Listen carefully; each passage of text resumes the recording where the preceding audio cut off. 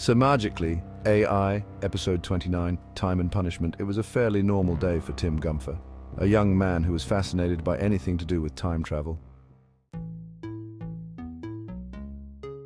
As a matter of fact, you could say more correctly, he was obsessed with time travel and was determined to find a way to prove it was possible.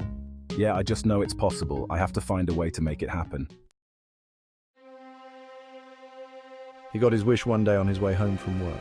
As he drove home, he stopped at the local convenience store to buy some coffee and crisps before getting in his car and driving on. He couldn't help thinking about how he was going to set about proving time travel to be possible. He pulled up in his driveway, got out of his car and let himself into the house he shared with two of his friends, Maxine Jeffries and Louis Bowles. As he walked in the front door, they welcomed him warmly and prepared to assist him with his next experiment. He hooked up a wormhole generator he'd built from an old VCR, a satellite tube, a rotary telephone and a cable TV transmitter and powered it up. Even though Maxine and Louis didn't think time travel could be achieved, they assisted Tim nevertheless. Yeah, we may not believe it, but we're here to help you, Tim. Thanks, guys. I really appreciate it. Let's see if we can make history today.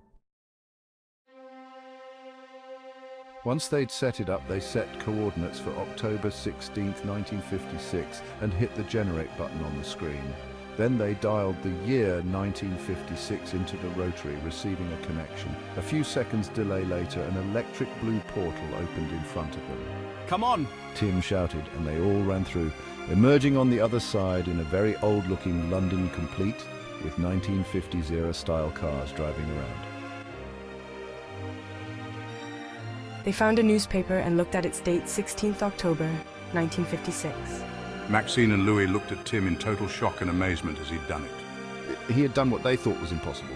He'd proven that time travel was possible, and this they couldn't deny.